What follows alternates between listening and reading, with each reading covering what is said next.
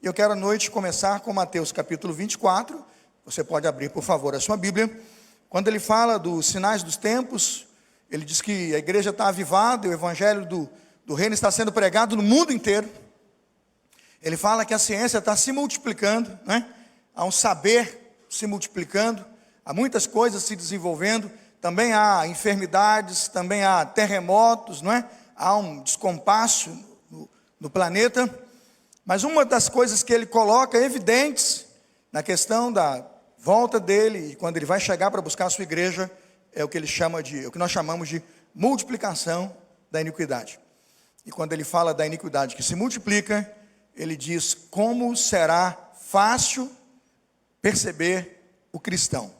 Como vai ser bonito olhar para o cristão e entender quem ele é. Fique de pé em nome de Jesus, me permita ler esse texto de pé, em reverência à palavra que vamos pregar agora, porque é a palavra de Deus, e ao expor essa palavra ao seu coração, tenho certeza que você a reverencia como revelação de Deus e sabe que ela hoje tem o poder de transformar a sua vida, transformar a sua casa, transformar a sua família. Muito mais do que uma doutrina, e é uma doutrina, mas eu estou expondo a Sagrada Escritura, e permitindo Deus, ao final da exposição da Sagrada Escritura, você conheça a doutrina do Evangelho, a doutrina da perseverança.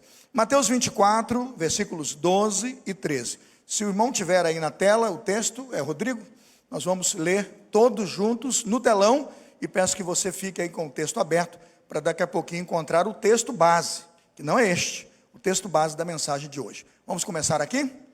O pecado aumentará e o amor de muitos esfriará. Os irmãos não estão comigo. Vamos de novo? Volta, Rodrigo, por favor. Eu quero os irmãos comigo. Vamos juntos? O pecado aumentará e o amor de muitos esfriará. Todos juntos. Vamos ao 13. Não, o 13 agora. Mas quem se mantiver firme até o fim... Amém. Pode sentar-se. Vamos interpretar esse texto e procurar entender esse texto, não só no capítulo, ainda que eu já tenha dado algum contexto do capítulo, mas do que significa a palavra perseverar até o fim. A palavra perseverança se repete no Novo Testamento por inúmeras vezes. Ela tem raiz como substantivo, ela tem origem dentro da cultura grega, ela é uma expressão do substantivo grego muito presente, que significa, de certa forma, com tolerância, com persistência, não é? Com insistência, no meio da adversidade, manter firme as suas convicções. Quando penso nisso, de manhã trabalhamos o tema de que o abandono da fé é um problema antigo. Já gastamos tempo lá. Não sei se foi 20 minutos. Eu ia pregar 20, fiquei só no primeiro ponto com 20. Foi, Marquinhos? Foi 20, mais de 20, 40 foi o total. Não é? O abandono da fé é um problema antigo. Falei sobre Judas. Quem não veio e perdeu, recomendo assistir lá no YouTube para poder entender o que foi a mensagem da manhã. O abandono da fé é um problema antigo. Muita gente que entra, que sai. Se você está olhando algum vazio no banco hoje, você deve se lembrar que tinha alguém sentado aí. Eu não sei muito bem onde ele está. E muitos podem ser que não estão mais aqui e não estão, quem sabe, em lugar nenhum. No segundo ponto, coloquei que a perseverança cristã é uma evidência da salvação em Cristo. E para mim hoje a maior e melhor evidência para reconhecer um salvo é a perseverança. Quando a provação chegar, a luta chegar, e quando Jesus vier buscar a sua igreja, são aqueles que estão vivendo perseverança e vivendo em perseverança que mostrarão de forma bíblica e clara que a perseverança cristã é a maior virtude e a maior evidência de que eles são salvos, sim, foram salvos, regenerados, transformados. Ser cristão é nascer de novo. Ser cristão é dizer não ao pecado, não gostar do pecado, repudiar o pecado, reconhecer seus pecados, se arrepender deles e caminhar com Jesus. Mas ser cristão é ser perseverante. Pensando então no tema perseverança, nós vamos agora ao primeiro ponto dessa noite, onde eu quero entender o que significa ser cristão. Lembrando aos irmãos que nossa tese hoje é simples e clara. É afirmar, o que desejo afirmar aqui, é que se você não perseverar até o fim, é porque você não é um cristão. Eu sei que é chato, é duro, é negativo, né? A Maria, que estava aqui, como é que chama? A outra Maria Carvalho, né? Maria Cruz é essa aqui. A Maria Carvalho disse que quando acabou o sermão, mandou para alguém, né? O sermão da manhã, sabe, Ediel? E a pessoa assistiu lá, disse, não vou mais ouvir esse pastor não, ele só fala de pecado, arrependimento e salvação. Aí a Maria, graças a Deus. E ela me contando isso, eu digo, tudo bem, perdemos uma audiência, mas quem sou eu para mudar o sermão? Eu estou aqui, irmãos, para pregar realmente o sentimento de que nós precisamos mudar a nossa história de vida, olhando para a santidade de Deus, dizendo que um Deus santo, puro, justo e bom não pode aceitar os nossos pecados a ponto de não desejar que nós sejamos escravizados e mortos pelos nossos pecados, e que Ele nos amou tanto que deu seu único Filho, para que todos esses nossos pecados tivessem uma solução e não fosse mais um problema na nossa relação com Ele. E se eu não prego sobre isso, se eu não alerto os irmãos sobre isso, o que acontece? O cristão acha que está bem, vivendo onde está, que está muito bem fazendo o que está fazendo, e decide abraçar uma vida de pecados. Ser cristão é ser perseverante. A sua pergunta é, e a primeira pergunta da noite é: por que as pessoas então abandonam a fé? Se a fé é algo tão precioso, se o amor de Deus é tão maravilhoso, né? Se amar e viver o amor de Deus é tão poderoso e se nós temos como premissa amar a Deus sobre todas as coisas e o outro, né? E ao próximo como a nós mesmos, você pergunta, no meio de tanto amor, né? De tanta palavra de amor, de tanta visão de amor de Deus para com o homem, do homem para com Deus, a pergunta é: por que as pessoas abandonam a fé? Deixaram de amar? Deixaram-se influenciar por questões de doutrinas? Deixaram-se perder porque brigaram com o irmão na igreja, estão trazendo ódio no seu coração, então esse pecado os separa? Eu coloquei de manhã alguns motivos da pesquisa, mas a questão é, o que a Bíblia diz? Eu não quero agora abandonar as pesquisas que citei, eu achei que elas são importantes, elas mostram dentro da sociologia, dentro da igreja, da eclesiologia, o que está acontecendo, mas eu queria pensar o que Jesus disse sobre esse tema. Abra comigo Marcos capítulo 4, e agora não fecho mais, e esse na verdade é o texto base, e esse é o texto do sermão dessa noite, para justificar a doutrina da perseverança, e eu vou tentar entender por que as pessoas abandonam a fé. O primeiro olhar que vamos ter agora é os tipos de pessoas que se relacionam com Jesus e com o seu reino. E encontrar nos tipos de pessoas que se relacionam com Jesus, que conhecem a Jesus, que conhecem a sua palavra, eu vou identificar pelo menos 4 tipos. Você pode abrir a pastoral aí do boletim, está no último parágrafo, já está colocado aí, então ninguém vai ficar viajando ou preocupado em anotar, está anotado aí na pastoral do boletim. E olhando esses 4 tipos de pessoas, você vai se perguntar e responder comigo o que Jesus afirmou sobre essas pessoas e por que elas abandonam a sua fé. Marcos capítulo 4, vamos lá? Me acompanhe, por gentileza, versículo 3 até o versículo 9. Eu não sei se temos a versão transformadora, se temos, é muito rica, é uma versão bem contextualizada do texto, por ser uma parábola, ficará de fácil interpretação. Ele disse assim até o versículo 9: ouçam, um lavrador saiu para semear. Enquanto espalhava as sementes pelo campo, algumas caíram à beira do caminho, e as aves vieram e as comeram. Outras sementes caíram em solo rochoso, e não havendo muita terra, germinaram rapidamente. Mas as plantas logo murcharam sob o calor do sol e secaram, pois não tinham raízes profundas. Outras sementes caíram entre os espinhos e cresceram e sufocaram os brotos sem nada produzirem. Ainda outras caíram em solo fértil e germinaram, cresceram e produziram uma colheita 30, 60 e até 100 vezes maior que a quantidade semeada. Olhando na sua Bíblia, não na tela, tente identificar 4 perspectivas aí. Você deve encontrar 4 tipos de solo. Eu preciso que você tenha isso em mente. Porque se você não tem, vai ficar aí viajando no sermão e depois vai ficar chegando em casa dizendo, não entendi nada. Tem que ter 4 tipos de pessoas aí. Semente 1, semente 2, semente 3, semente 4. A mesma semente que caiu, a mesma semente em 4 solos. 1, 2, 3, 4. Quando olho para esse momento da palavra de Deus, entendo claramente que aí estão os tipos de pessoas. E o primeiro tipo está no versículo 15, você deve ter localizado. São as pessoas que ouvem a palavra de Deus e nada acontece. Não sei se você conhece alguém assim, não sei se você já conviveu com pessoas assim. Se nós colocarmos na tela, o Rodrigo pode colocar. Marcos 4,15 está lá. Pessoas que ouvem a palavra de Deus e nada acontece. O que a Bíblia está dizendo é que enquanto elas ouviram a palavra do Senhor, já estou no versículo 15, mostrando o que Jesus Cristo disse daquele primeiro tipo de pessoa. Quando aqueles que ouvem a palavra de Deus e estão ali, de certa forma, recebendo essa mensagem à beira do caminho, a Bíblia diz que elas ouvem a mensagem, mas Satanás, Marcos 4,15, logo vem e toma deles essa verdade do Evangelho. Um rico autor, o autor de Lucas, que é na verdade Lucas, o médico amado, no capítulo 8, verso 12 de Lucas, ele traduz assim para mim de forma clara quem é esse tipo de gente. Ou quem é esse tipo de pessoa? Lucas capítulo 8, o verso 12. Lucas 8, 12. Ele vai dizer assim: as sementes que caíram à beira do caminho representam os que ouvem a mensagem, mas o diabo vem, arranca do coração deles e vamos ler juntos essa frase aí, Aí você pergunta, estamos nesse tipo de gente hoje aqui focados? Não. Essa gente nunca vai apostatar da fé, essa gente nunca vai abandonar a igreja. Por quê? Por quê?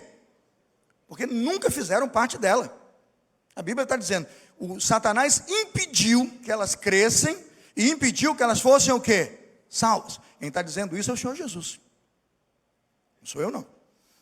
Então, quando você pensa que não existe, por exemplo, ateu, agnóstico, e esse tipo de gente que não vai apostatar da fé e nem abandonar a igreja nenhuma, porque nunca entrou nela e parte dela não fez, e que o evangelho não tem qualquer similaridade, a Bíblia diz que tem. Dessa gente você tem que ter distância, porque o camarada é tão cego, tão surdo, tão mudo, que se você encosta, irmãos, a doença já pega. A doença já pega. O que você pode fazer é orar, para que como a Bíblia diz, que o Deus desse século segue o entendimento, para que caia o véu como um dia caiu do apóstolo Paulo, e eles sejam salvos. Amém, irmãos? Mas há esse tipo de gente, que tendo contato, o diabo faz o serviço, na verdade, o desserviço, de tirar tudo que porventura tenha ficado, e eles não conseguem compreender nada do evangelho. E essa gente se nomina, obviamente, nos seus escritos, nos seus livros, né? Na sua vida, no seu comportamento, como ateus, agnósticos, céticos, não é assim? Céticos, absolutamente céticos em relação ao evangelho.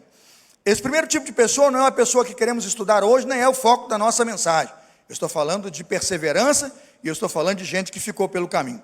Não é esse caso. Vamos então olhar o segundo grupo de pessoas. Vê se você acha aí, na pastoral tem, Marcos 4, 16 e 17.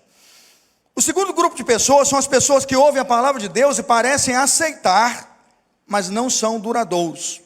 Aí no último parágrafo do boletim eu coloquei esse tipo de gente. Que tipo de pessoa é essa pessoa? A Bíblia diz, Marcos 4,16: as que caíram no solo rochoso representam aqueles que ouvem a mensagem, sem demora recebem com o quê, irmãos? Com alegria. Contudo, uma vez que não têm raízes profundas, não duram muito. Assim que enfrentam problemas, veja o que tira essa gente do evangelho e da fé. Enfrentam problemas, são perseguidos por causa da mensagem, ou seja, do evangelho que defendem, cedo eles fazem o quê? Desânimo. Aí você vai dizer, pastor, esse tipo de gente não existe. Existe sim. E está pelo mundo inteiro. Gente que encheu os bancos de igreja, respondeu centenas de apelos, chorou, às vezes até nos cultos, ou no caso aqui, veja que ele se alegrou. Um dos motivos pelos quais eu acho que eles não duram, irmãos, é a expressão, veja, sem demora, diz o texto, sem demora recebem com alegria a palavra. Esse sem demora me dá o sentimento de que Jesus Cristo está falando de gente que não se deixou refletir, não permitiu que o evangelho passasse apenas do intelecto para o coração. Ele ficou numa ideia de saber científico, mas nunca deixou aquilo assentar como verdade no seu coração. Por isso, sem demora e com alegria. E aqui eu destaco que muita alegria e nenhuma lágrima é sinal de que o sujeito não está querendo se arrepender dos seus pecados. Eu gosto muito do culto onde nós podemos fazer, Angélica, né? Alegria na casa de Deus, alegria na casa de Deus. Eu vi o povo aí, pá, e tudo aí e tal. E depois que eu vi, né, Francisco, a mensagem de Deus, de olhar para a santidade de Deus, para a glória de Deus, sentar e dizer assim: perdoa-me, Senhor, porque eu de ti me afastei. Não é assim? Quando você olha para dentro de si, descobre, meu Deus, que semana, aquele golpe que você deu, né? Aquela malandragem que você fez, aquela mentira que você contou, e você vai olhando, aquele negócio, né, sei lá, o dinheiro que você não devolveu, e você vai começando a somar tudo aquilo de errado que você viveu, e o evangelho começa a confrontar e diz: sai desse negócio, muda de vida. Então você tem a alegria de estar na casa de Deus, mas ao mesmo tempo, floresce em você o quê? Arrependimento, né, pastor Marcos? Alguns perguntam e acham que nós nascemos como terra boa. Isaías capítulo 5 diz que não, nós nascemos como terra boa. Nós somos um jardim onde Deus tem trabalhado. Nós somos uma terra de pedra e espinho. Nós somos uma terra de pedra, abrolho, né? Espinho, tiririca, grama, né? Mato e vegetação pouco provável. E o que Deus faz? A Bíblia diz que Deus limpa esse jardim, Isaías 5. E Deus trata essa terra. Qual é a perspectiva de um crente receber a semente e ver florescer? É pedir a Deus que o Espírito Santo o ilumine. E a iluminação de Deus é como um arado, é como um trator que passa num solo.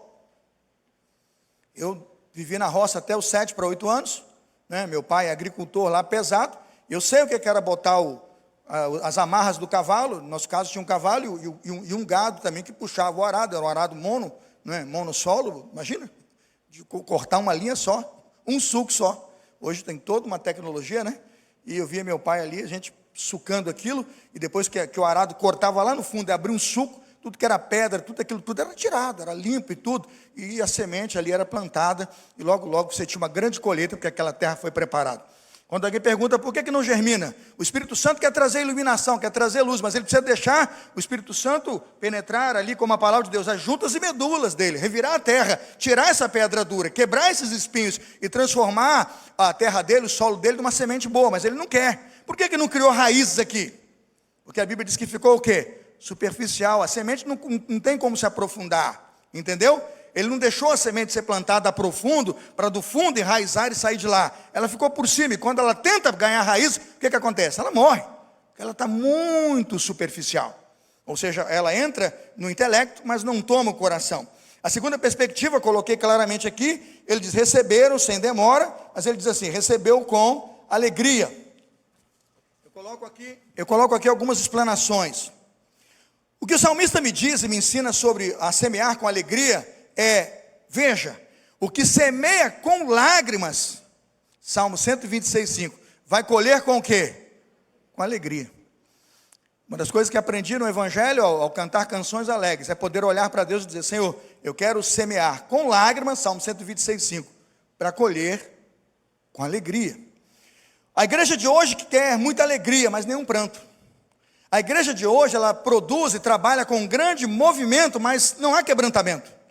A igreja de hoje tem uma geração de inúmeros fanáticos, há muito fanatismo, mas hoje o avivamento é mínimo na igreja do Senhor.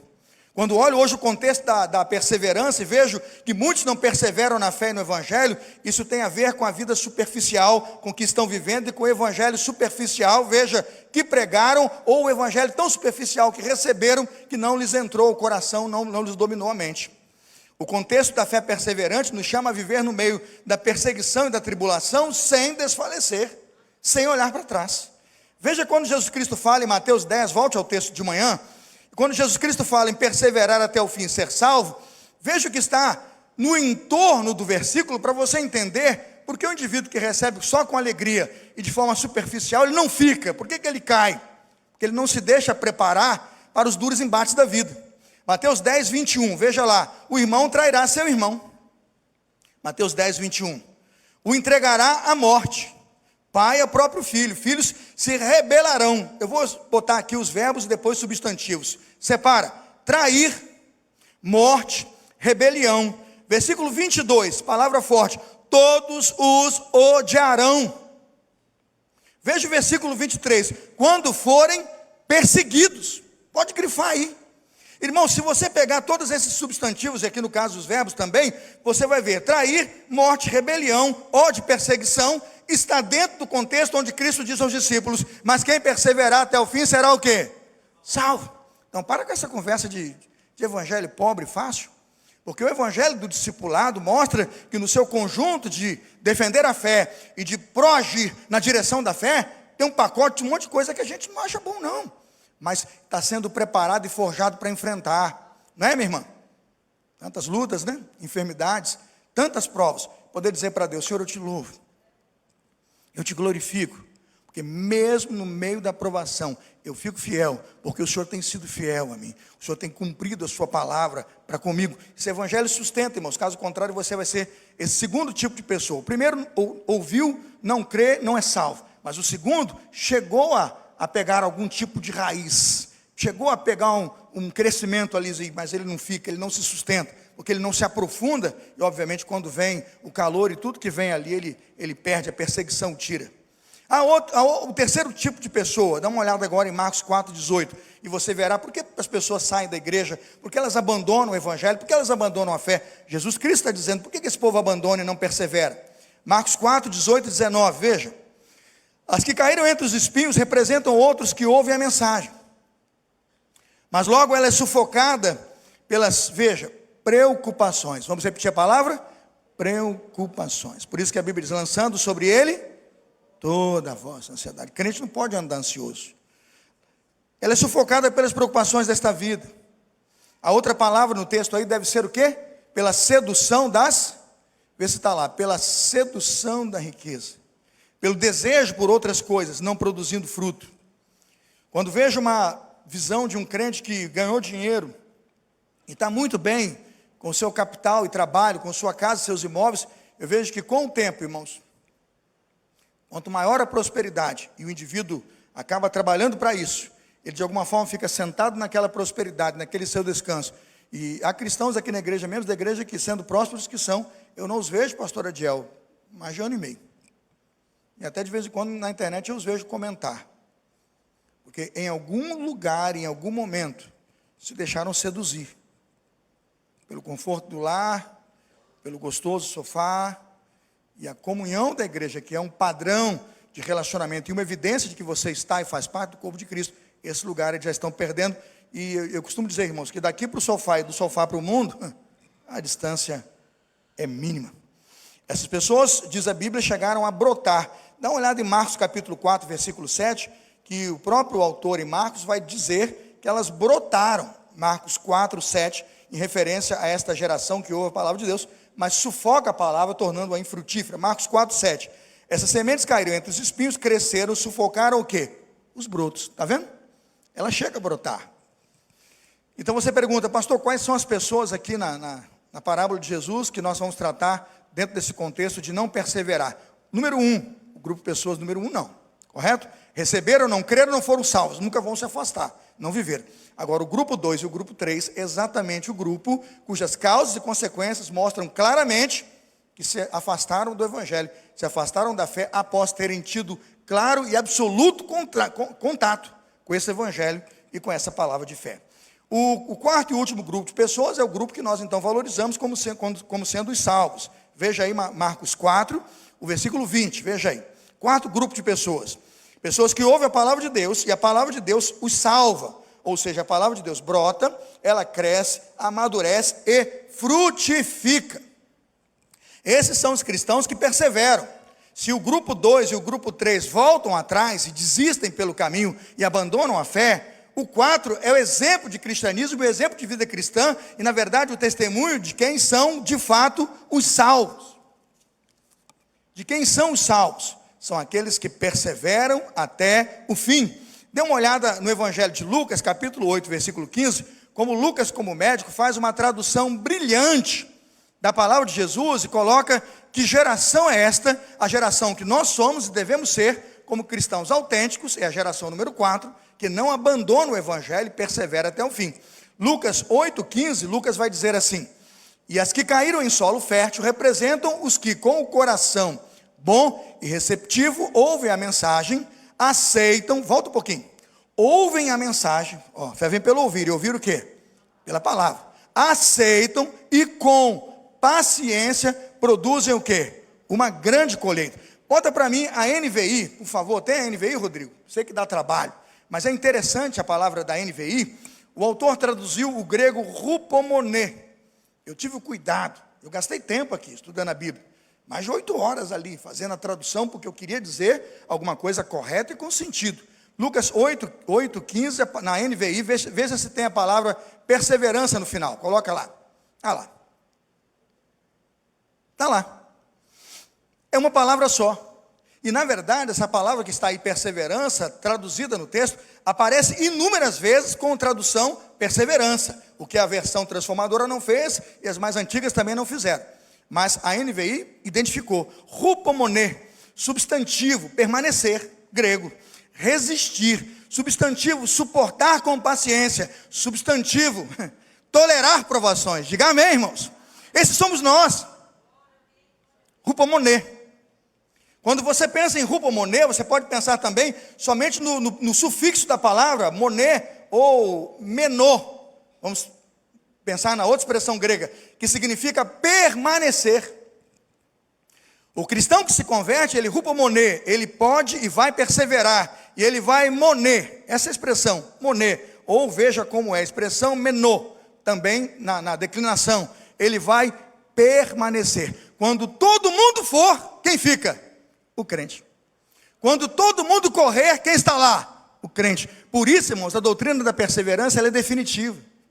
Ela é a prova final. Ela é, na verdade, aquela língua de fogo sobre a cabeça do crente, dizendo: aqueles que têm uma língua de fogo sobre as suas cabeças estão batizados com o Espírito de Deus. Amém, irmãos? É este o símbolo da fé cristã, rupomoné, ou seja, a perseverança, a persistência, a permanência quando todos abandonam a fé. Você pergunta: se a doutrina bíblica, pastor, é a mais profunda doutrina do cristão? 1 João capítulo 2, verso 28, veja aí, 1 João 2, 28. Filhinhos, agora permaneçam nele, 1 João 2, 28.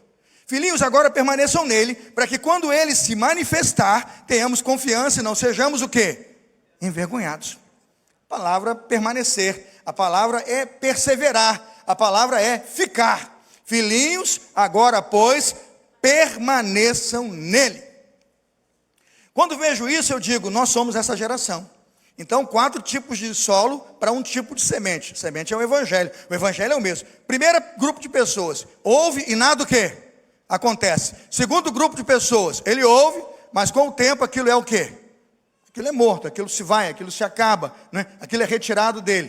Terceiro grupo de pessoas, ele tem, brota, mas os espinhos, preocupações, riquezas, né? E outras coisas com que ele está envolvido, aquilo sufoca e faz com que a semente seja o quê? Infrutífera. Quarto grupo de pessoas, os que perseveram, os que permanecem, o broto vai, se aprofunda, cria raiz, amadurece, prospera e como fruto multiplica, e multiplica em doses até diferentes, em quantidades extremamente diferentes. Mas esses são os salvos em Cristo Jesus. Já tratei o tipo de pessoa, e você pergunta: essas pessoas são as que deixam o evangelho? São esses 2 grupos. Ora por perseguição, ora por questão de sedução, de riqueza e preocupação. Uns perseguidos, é esse o segundo grupo, e outros por sedução de poder e riqueza. Agora veja, quais são os motivos mais comuns? Aí vamos lá, né? Esses são os motivos que eu já acabei por colocar aqui. Primeiro motivo pelo qual uma pessoa abandona a fé. Veja Marcos 4, 16 e 17. Marcos 4, 16 e 17. Qual é o primeiro motivo que o segundo e o terceiro grupo de pessoas abandonam a fé e deixam o evangelho? A Bíblia não colocou só o tipo de pessoa, mas colocou o motivo.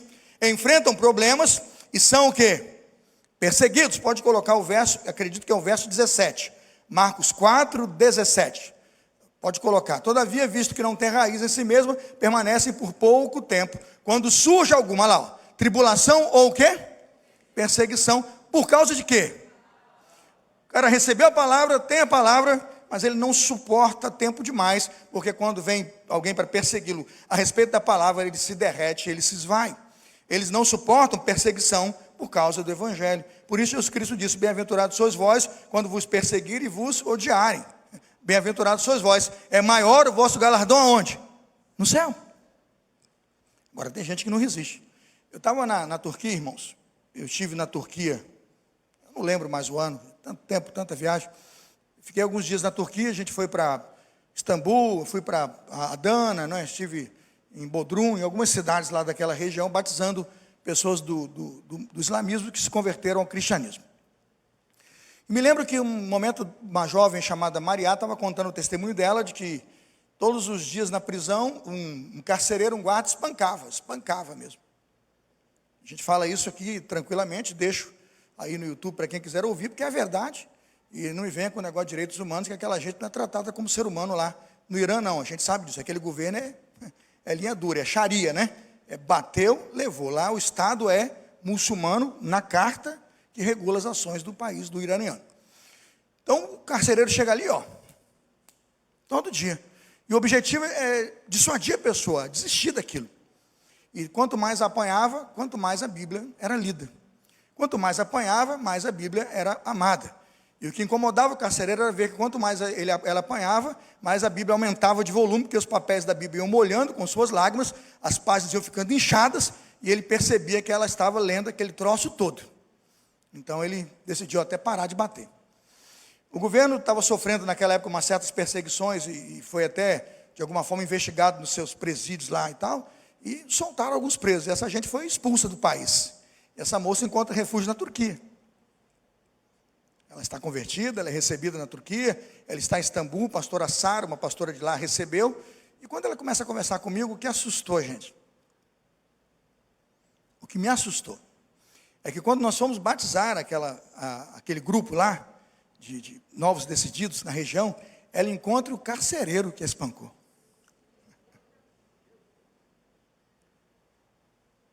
Ela encontra o carcereiro que a espancou. E ele diz: eu só estou aqui expulso. Eu também fui expulso do meu país, porque eu nunca consegui entender com uma mulher como que você apanha tanto, simplesmente para ler um livro. E eu comecei a ler o seu livro que você deixou lá. E quando eu li o seu livro que você deixou lá, eu vi que aquele Deus é real. E ele também foi expulso do seu país. Aí você entende que ela se converte, ela é perseverante, mas ela multiplica um por um. Porque a fé que nela está, irmãos, é para mover carcereiros, viu, Fábio?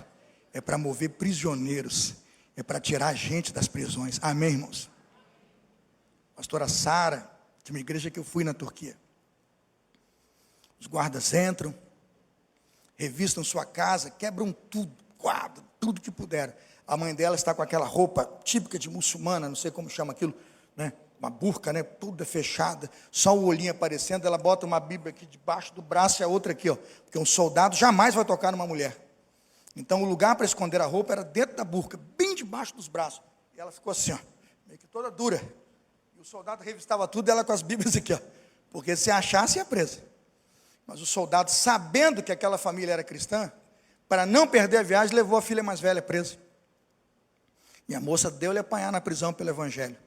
A irmã caçula, chamada Sara, que hoje é pastora na Turquia, pegou a Bíblia dela em casa, com muito orgulho, foi para o delegado e falou: pode me prender e me bater também, que enquanto minha irmã estiver aí dentro apanhando e tal, eu também vou apanhar, porque não é possível ela padecer por causa desse livro e eu não. E ela foi presa, apanhou e foi jogada para fora do país. Hoje é pregadora, pastora lá na Turquia. Aí você diz assim: tem cristãos e cristãos. Irmãos, ou somos cristãos ou não somos. Ou somos de Deus ou não somos. E quando as pessoas abandonam o evangelho, quantas abandonam? Marcos 4, 16 e 17, por causa da perseguição. A perseguição às vezes é gozação. Gozação. Quantos são gozados e zoados porque são salvos e sucumbem na zoação e abandonam a fé? Essa semana, esses dias aí, eu falei com a Angélica. Encontrei, não sei se o Souza está me vendo agora. Souza serviu comigo em 88. E o Souza me achou aí. Aliás, eu disse a Angélica: estão me achando. Acho que um me achou e está passando para toda a minha tropa que serviu comigo. Irmãos, que eu fui zoado no exército, por ser cristão, faz ideia. Dentro da caserna, zoado mesmo. E ali, pregando, vivendo o evangelho, testemunhando, tirando serviço. E bem-aventurados sois vós quando perseguirem. Hoje eu estou encontrando os meus amigos se convertendo. Souza foi um daqueles que bebia, zombador, trabalhou 30 anos na PM, hoje está no seminário, vai ser pastor. Aí ele disse assim: Carlinhos, você desde aquele tempo era luz, cara. Ele me ligou, a Angélica viu. Você desde aquele tempo era luz, eu tenho alegria de ter achado você. Ele disse: eu estou ouvindo todos os seus sermões, eu peguei o teu sermão e estou ouvindo de cima e baixo, porque eu estou no seminário, eu quero pregar igual a você. Eu digo: meu Deus, que responsabilidade. Porque nós que recebemos o evangelho temos o dever de frutificar. E não é qualquer zoação que vai tirar a gente da graça, irmãos, e vai tirar a gente do lugar. Outro motivo pelo qual devemos perseverar. Eu queria ler com você Hebreus capítulo 10, por favor. Eu vou pedir, Rodrigo, não ponha na tela, não ponha, a não ser que você ponha o pessoal de casa para ajudar, mas aqui não. Hebreus capítulo 10, os versos 32 a 39. Eu mesmo vou abrir a minha Bíblia aqui, que eu não quero ler na tela não. Eu queria olhar para esse texto, e a gente já vai concluindo aqui. Hebreus 10, 32 a 39, você vai entender, irmãos, que coisa boa é um cristão que passando perseguição frutifica. Porque é decisivo, ou ele é cristão e persevera, ou ele nunca foi. Hebreus capítulo 10 começa no 32, nós vamos até o 39, a Bíblia diz assim, né? Hebreus 10 a 32. Deixa eu só me situar aqui. Diz assim: lembrai-vos, porém, dos dias passados, em que depois de seres iluminados, suportaste grande combate e aflições. Rodrigo, você tem a transformadora aí? Ele está me ouvindo? Tem a transformadora aí, Rodrigo? Bota para mim. agora eu vou pedir, porque eu acho que essa parte ficou melhor lá. Coloca para mim o 33. Houve ocasiões em que foram expostos a insultos, pode seguir, espancamentos, em outras ajudaram os que passavam pelas mesmas coisas. Agora veja, avança. Sofreram com os que foram presos e aceitaram com alegria quando lhes foi tirado o que, irmãos? Jesus Cristo. A gente acha que é crente. Tchau, a gente acha que é crente. Andando de SUV, banco de couro, ar-condicionado, casa climatizada, piscina, comendo picanha R$100, velho. Diga que você não está comendo picanha. Então, alguém já gritou que não está, não. Ou provação, né? Irmãos, olha para esse texto, irmãos. São nossos irmãos que amaram Jesus na pior das hipóteses. Hein, meu irmão? Na pior das hipóteses, no momento mais difícil, não abriram mão de Jesus. Vamos continuar, Rodrigo? Vamos andar um pouquinho mais? Eu queria chegar no 39. Pode continuar lá. Volta para mim lá. Eu queria usar a transformadora. Veja lá. Portanto, não abram mão de sua firme confiança. Olha dizendo, sejam perseverantes. Não solte essa fé. Não largue essa fé. Não é? Ele disse, lembre-se da grande recompensa da Bíblia Antiga. Lembre-se do galardão que vocês têm. Ele é muito maior. Vamos lá. Vocês precisam perseverar a fim de que depois de terem feito a vontade de Deus, recebam o quê? Tudo que Ele prometeu. Elias, fica firme. Deus é fiel. Chegou a doença, né? Vai entrar na faca, na cirurgia, fica firme. Eu vi pastor Jacó aqui hoje. Fica firme. Fica firme. Porque Deus é o quê? Deus é fiel. Não pode um ventinho qualquer tirar um crente de uma certeza que ele tem, que Deus é fiel. Vamos avançar mais um pouquinho, só para a gente fechar. Pois em breve virá aquele que está para vir. Não se atrasará. Mas o justo viverá o quê? Pela fé. Agora veja. Se ele se afastar, o que, irmãos? Deus fica triste com isso. Agora avança. Mas nós não somos. Aí vem o perseverar, aí vem o crente. Por isso que eu digo que salvo é salvo. Viu, Francisco? Giovana, viu aí? Salvo é salvo, gente. Crente é crente. Nós não somos como aqueles que se afastam para a sua própria destruição. Somos pessoas de fé, cuja alma é preservada. Esse sou eu. Quem é assim comigo, diga amém. Amém. Aleluia. Marca esse texto. Quando vierem com ventos e conversas e zombarias e o que for, você diga, eu sou dessa igreja, eu sou dos hebreus, eu sou de Jesus, eu sou da nação de Israel, do Israel de Deus, o povo que Ele chamou. Perseguição nenhuma, irmãos, pode afastar. Outro aspecto que afasta pessoas é a prosperidade que sufoca a palavra. Marcos 4, de 18 a 19, diz que a prosperidade que sufoca a palavra pode afastar uma pessoa da igreja. Marcos 4, 18 e 19. Mas logo que ela é sufocada pelas preocupações desta vida, pela sedução da riqueza e pelo desejo por outras coisas, não produzindo frutos. Irmãos, quantas pessoas cuja fé já foi emboscada, literalmente emboscada pelo sucesso. Gente que o sucesso emboscou a fé e viu a sua fé naufragar, porque fez sucesso, ficou rico e trocou Deus pelo seu dinheiro. O reino de Deus é o contrário. Vamos comparar o reino de Deus? Abra Mateus 13, 44. Mateus 13, 44 diz que um crente salvo, ele tem o reino de Deus dentro dele. Ele recebeu o reino e já herdou esse reino. Ele passa a ter o reino dentro dele, o reino governa, o reino dirige. Veja então Mateus 13, 44, quando diz da perseverança, porque ele não sai pelas riquezas e ele não abre mão de Deus em prol de riquezas e bem-estar.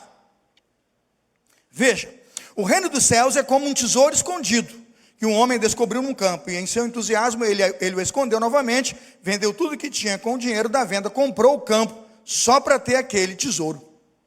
Veja a segunda parábola, veja aí 45. O reino dos céus é também como um negociante que procurava pérolas. Quando descobriu uma pérola de valor, versículo 46, uma pérola de grande valor, o que ele faz, irmãos? Vende tudo que tinha, e com o dinheiro da venda ele faz o quê? É o contrário, ele não vai buscar mais, ele vai dar tudo que tem para comprar o que não pode comprar. Ele vai dar tudo que tem para ter aquilo que não merecia ter. Amém, irmãos? Esse é o reino de Deus. E tem gente que faz o contrário. Lembra do jovem rico? Vai e vende tudo quanto tem. Por que ele não vendeu? Por que ele não deixou tudo para trás? Porque ele era muito o quê? Rico, sedução. Ele troca Deus e a sua salvação por um saco de dinheiro. Percebe? Cuidado. Se o dinheiro é seu Deus, um dia vai dar ruim. Um dia você não vai entrar na glória, não vai ficar no céu. Por quê? Porque esse tipo de sedução tira você do evangelho. Para terminar, irmãos, e aqui quero afirmar agora, por que um crente, um cristão, vai perseverar até o fim? A sua pergunta é, mas um cristão vai perseverar mesmo, pastor? Porque tem muita gente ficando pelo caminho, muita gente caindo, muita gente saindo da igreja. Você viu aí pelo menos no grupo 2, no grupo 3, não é? 2 tipos de pessoas que vão ou pela perseguição, ou pela sedução e prazeres do mundo abandonar a fé. Mas a pergunta é, por que no ponto 4 e no quarto nível de pessoas, essa gente não abandona a sua fé? Eu quero colocar aqui, primeiro, veja o que diz a palavra de Deus. Judas capítulo 1, versículo 20. Vamos terminar com esse texto? Abra lá, Judas, na verdade não tem capítulo, né? É o versículo 20. Judas não tem capítulo. O versículo 20 nós vamos ler até o 25. Abra, por favor, eu vou terminar aqui. Eu só vou ler e explicar 2 pontos que eu encontrei aqui, para dizer por que eu salvo, e você que salvo, e nós os cristãos salvos, perseveramos. Há um motivo. Vamos lá. Judas, versículos 20 a 25. Diz assim: mas vocês, amados, edifiquem-se uns aos outros em sua santíssima fé, orem no poder do Espírito Santo. Agora, verso 21. Mantenham-se firmes no amor de Deus, enquanto aguardam a vinda eterna de nosso Senhor Jesus Cristo, que lhes dará em sua misericórdia. Tenham compaixão daqueles que vacilam na fé. Ele fala da geração que está ficando pelo caminho. Sejam compassivos, não é para falar mal, é para orar e ter compaixão. Agora veja, resgatem outros, quantos que poderão ser resgatados e vão voltar, tirando-os das chamas do julgamento. De outros ainda tenham misericórdia, mas façam isso com grande cautela, odiando os pecados, não o pecador, odiando os pecados, né? Odiando os pecados que contaminam a vida deles. Agora veja o verso 24. Toda glória seja a quem? Toda glória seja a quem? Aquele que é poderoso para guardá-los de cair e para levá-los com grande alegria e sem defeito à sua presença gloriosa. Irmãos, você não vai cair, justamente porque Deus é poderoso. Diga assim: Deus é poderoso para me guardar. Ele não vai me deixar cair. A coisa mais impressionante da perseverança é que nós tentamos dar a ideia de que perseverança é um mérito nosso. Perseverança é algo que fazemos, mas a Bíblia acaba por dizer aqui neste versículo, claramente, que a perseverança é uma ação de Deus. É uma ação de Deus que nos dá o privilégio de interagir com Ele nessa responsabilidade que nos confiou. Veja, por exemplo, que o Evangelho é de Deus, mas eu tenho a responsabilidade de anunciá-lo. Eu sou um pregador da palavra. Amém, irmãos? Então, quando eu compartilho da minha responsabilidade de pregar, eu não estou dizendo que o Evangelho é meu. O Evangelho é de Deus, mas eu tenho responsabilidade de pregá-lo. Por que o cristão não cai e não vai cair e o cristão persevera? Eu quero trabalhar 2 realidades que parecem estar em tensão, mas são bênção para nós. Primeira realidade, versículo 21. Primeira realidade: mantenham-se firmes no amor de Deus. A perseverança é uma responsabilidade do cristão.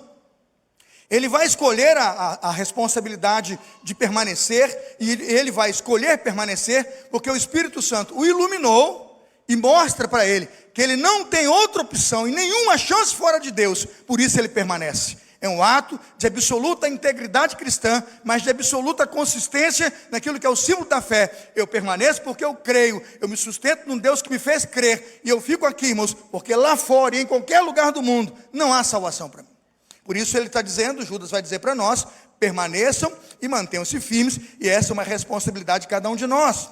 1 João 2,28 vai dizer: agora, filhinhos, permaneçam nele, para que quando ele voltar, estejamos confiantes e não nos afastemos dele envergonhados. 1 João 2,28. Hebreus 10,36 vai dizer assim: vocês precisam perseverar, a fim de que depois de terem feito a vontade de Deus, recebam tudo quanto ele os prometeu. Hebreus 10,36, ou seja, vocês precisam perseverar. Veja Hebreus 12, é só andar uma página, Hebreus 12, 1. Portanto, uma vez que estamos rodeados de tão grande multidão de testemunhas, livremos-nos de todo embaraço, de todo peso que nos torna vagarosos e do pecado que atrapalha e corramos com o quê? Perseverança. Quando olho para textos como esse, eu tenho certeza, irmãos, que é Deus dizendo para nós, é minha responsabilidade, mas o Senhor tem me capacitado a isso. O Senhor tem requerido isso, mas Ele tem ao mesmo tempo me dirigido para isso. Os pés que o Senhor tem me dado, Ele sustenta os meus pés como o da corça. Ele me renova como o quê? Como a águia. E quando vejo todos esses textos cristãos, da presença de Deus no cristão, eu entendo, o Senhor me fará perseverar. João 15, versículo 9 diz assim, eu os amei como o Pai me amou, permaneçam no meu amor. Primeiro aspecto, porque um crente vive e recebe a perseverança e não cai, porque ele na verdade tem responsabilidades e abraça as suas responsabilidades de perseverar. Agora o ponto final e definitivo, e aqui já é o apelo da mensagem. Segundo lugar, porque um crente persevera e vai até o fim, porque a perseverança é a evidência de que é Deus quem está agindo no cristão. Vou colocar e vou repetir. A perseverança é a evidência de que é Deus quem está agindo no cristão. Não é uma coisa natural do homem, ela é sobrenatural de Deus. Irmãos, uma pessoa apanhar na prisão, tempão, podendo dizer, não quero mais não, quero voltar para casa, comer miojo e ver televisão. Joga fora essa Bíblia. E o camarada fica lá, é porque ele sabe que se ele negar, está abrindo mão de algo muito importante. Aí você pergunta o que é perseverança? É isso, irmãos, é a evidência de que Deus está agindo nesse cristão. Dá uma olhada no verso 24, veja o verso 24 de Judas, né? o versículo 24.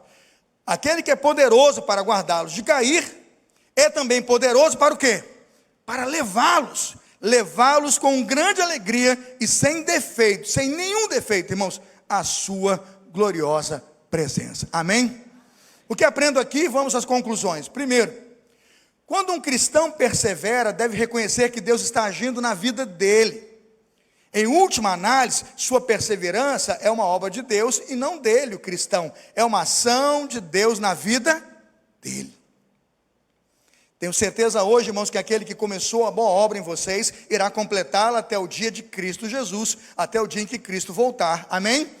Quando vejo Paulo dizendo isso à igreja de Filipenses, tenho certeza que aquele que começou uma boa obra vai completá-la. O que eu estou entendendo aqui é a fidelidade de Deus e o Deus que decidiu completar essa obra que me levará são, perfeito, salvo e em perseverança. Ele que vai me manter de pé na presença dele.